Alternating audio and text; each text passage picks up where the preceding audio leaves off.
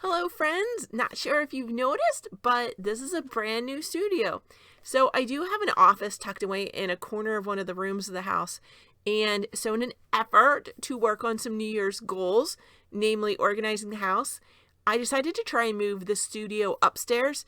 You can see a lot of my books from when I was at school at Holy Apostles all stacked up here behind me. And actually this desk is normally way more cluttered. You're thinking it's cluttered now. It's normally way more cluttered. And that's part of the problem with filming for me, is that I take all the books and everything downstairs. I leave the laptop and light and microphone set up. And so that's set up in the living room all the time. Super handy for when I have a guest over. A guest on the show. Not so much if I want to have a guest at the house. So I decided to try.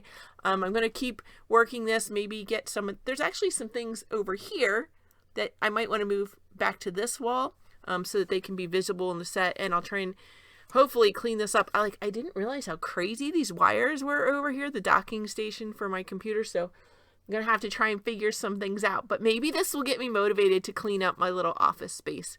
Another part of the New Year stuff that we've been working on is, I don't know if you noticed, I had gotten a totally new Fitbit. It actually tells the time, which is exciting for me. It's so silly. I can't wear a watch. I don't know why. Watch batteries die within like a day if I wear a watch. And trust me, I've tried everything except swatches. Swatches are the only ones that work. And so I got some swatches, but I was so protective of them. I was like never remembering to wear them the times that I wanted to wear them because I had them in a case put away. So that was getting silly. So I was kind of excited. This Fitbit, all I have to do is flick my wrist and the time comes right up.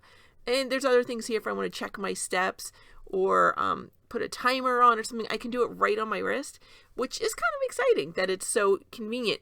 One of the things I realized, I got the HR version just for some of the other features. Like it was not the main feature I was going for, but it came with this particular model.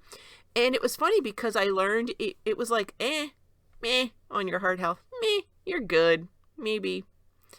And that really threw me for a loop. I was like, what am I doing wrong? And it kind of turned out that, yeah, I walk like 5 miles a day, but I walk it at a pretty leisurely pace with my dog. And I'm not really giving my heart great exercise. I'm giving it exercise, but not great exercise. So I'm not really getting into the cardio zone. And so, I was really sad at my resting heart rate score. My overall heart health score was making me sad. So I tried some easy little things, like when the dog stops to sniff something, I jog in place for a minute. So I get my heart rate really up and then I can go back to the normal walking with him. So it's not a huge change. If I'm not hitting my step goal by the end of the day, I do it all in one big jog before bed. Here's the funny thing. That's also helping to improve my sleep score. I didn't know this one would come with a sleep score, but it keeps track of things at night. So my sleep score is better on the nights that I jog right for like 2,000 steps right before I go to bed. So that's really interesting. And the funny thing is, like, if I take a day off of doing those things, you can see my heart health score almost immediately goes back down. And it's kind of funny because it shows us how it's never too late to try something new, but also that we have to keep working on it. You can't just rest on your laurels. Like, I did good things in the past. That should be enough. And we all know it's not. My great example and inspiration for this kind of thing is my Grandma Shaw.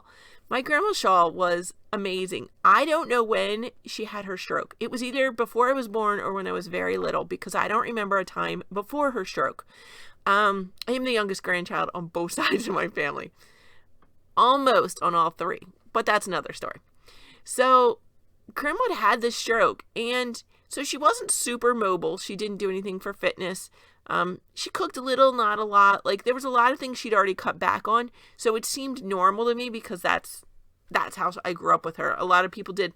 Like, we got a little bit of candy or something if we helped her with chores around the house. Sometimes you could earn some coins with some chores. And I never realized that it was because she couldn't do it. I just thought she was being nice and giving us odd jobs to do.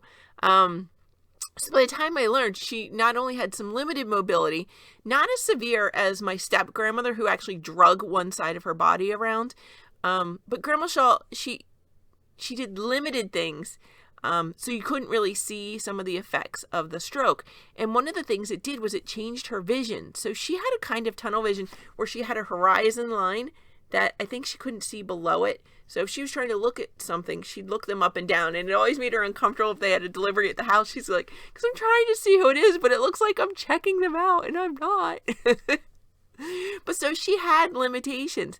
But she was the person she was on the women's council at the church. And she took up this thing, the blanket that's normally on the couch behind me, that orange and black and white one. She took up making those. It was a kind of hairpin lace.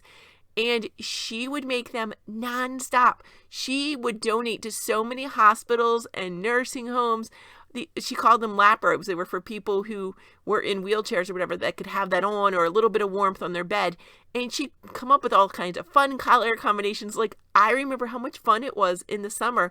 My grandpa would get the yarn on sale and he'd bring in like a huge shopping cart full. And we'd spend the day trying out different color combinations and stuff and have so much fun with it. Because Grandma wasn't just making them. She wanted to make them something fun and special for people. And that is such a blessing, especially if you're sick and have no one to visit you, that somebody else who is also sick and doesn't get out much really is thinking of you and praying for you.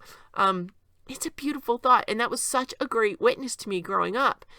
She also, I'm trying to read. I can't. Oh, she did pray the rosary. I think she prayed it at least once a day. She really helped raise us grandkids.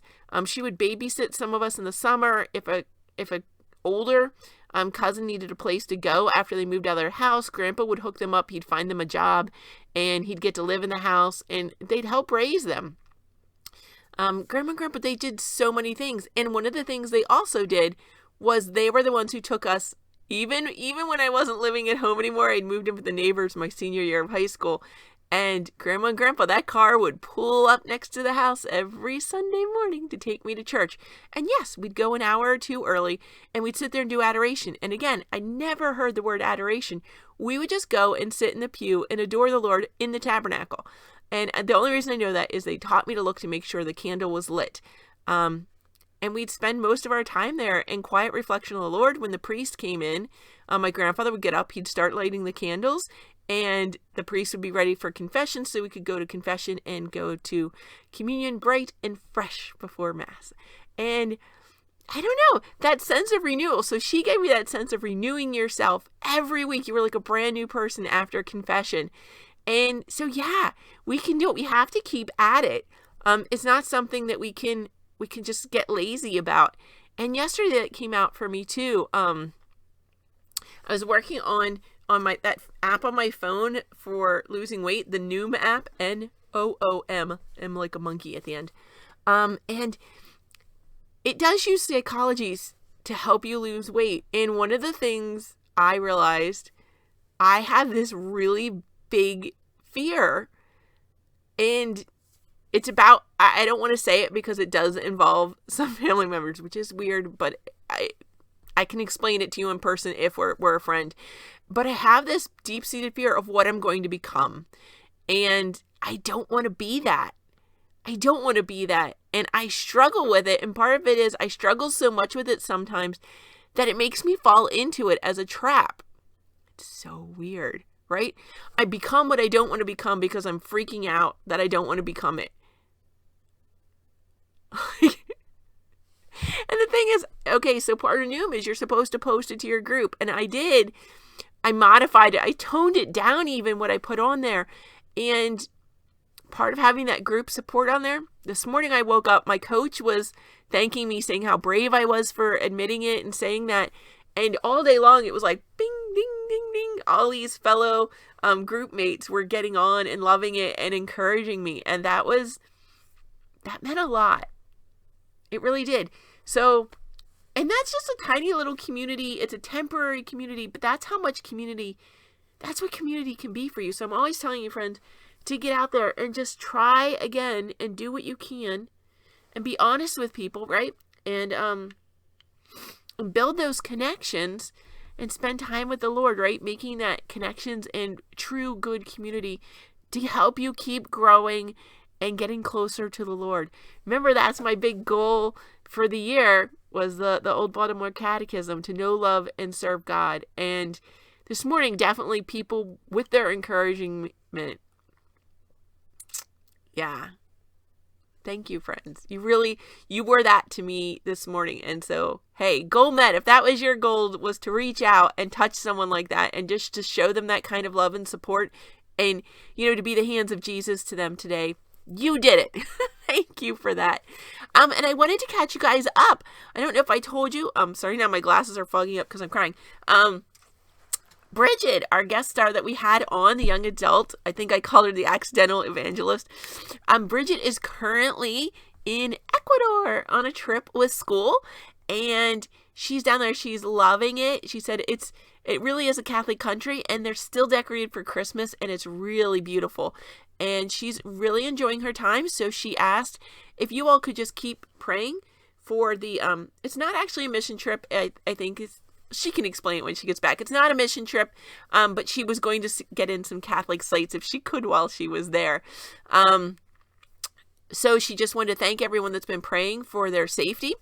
And one of the members on the team is also suffering from severe migraines, and that could be from the altitude. They knew that going in, that was a danger. And so if you could just pray, because that girl is missing out on a lot of the experience. And these kids had to sacrifice to raise the money and go. And they were like watching the weather because there were volcanoes erupting. And if the volcanoes were too bad, they couldn't go. And so, this was a lot for them. And they were really excited to go. This is a once in a lifetime opportunity.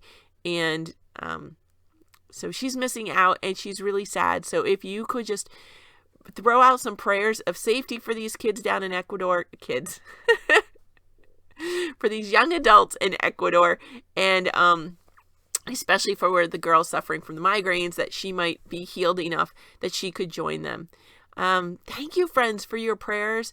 And for watching my little begging video yesterday. My husband said I came on a little too strong, but I wasn't necessarily talking about me. The point is, by becoming a YouTube creator, I really learned how important that like, share, and subscribe is for other YouTube creators. And now I feel guilty because I didn't always put my like out there, because it's like, oh, you have to sign in to like it. It's like, oh, it will take me an extra 5 seconds. But it really does make a difference in somebody else's life. That tiny, it's going to take me, 30 seconds to sign in and like a video. It's really a big hardship on me, but it makes a difference in somebody else's life. It's like just smiling or saying hello or have a blessed day. It doesn't take that much to do it. And so sometimes we kind of brush it off, but it does make a big difference in people's lives. And thank you to all those of you who've been doing that. That was actually a challenge. The Have a Blessed Day was a challenge given to us this year at the Secular Franciscan retreat down in Priestfield. It was our regional retreat for St. Margaret Cortona region. If any of you were there, hi! So Bob really challenged us to do that. And it's funny because the times I do it, somebody else often beats me to it when I go to do it. But it is. And it doesn't just brighten their day, it brightens my day. It brightens the day of anyone who hears it. So I don't know. It's just do those small things. If you're afraid to say have a blessed day, then go ahead and just smile and be friendly to the person. It doesn't hurt you to do that. And it takes no time. I know a lot of you are doing it. And so I just ask that you keep doing it, friends. You're doing a great job, and just keep encouraging others out there. So God bless. Let me know if you like the new studio. And of course, as always, don't forget to like, share, and subscribe. Oh, and I wanted to tell you why I haven't been praying at the end of videos.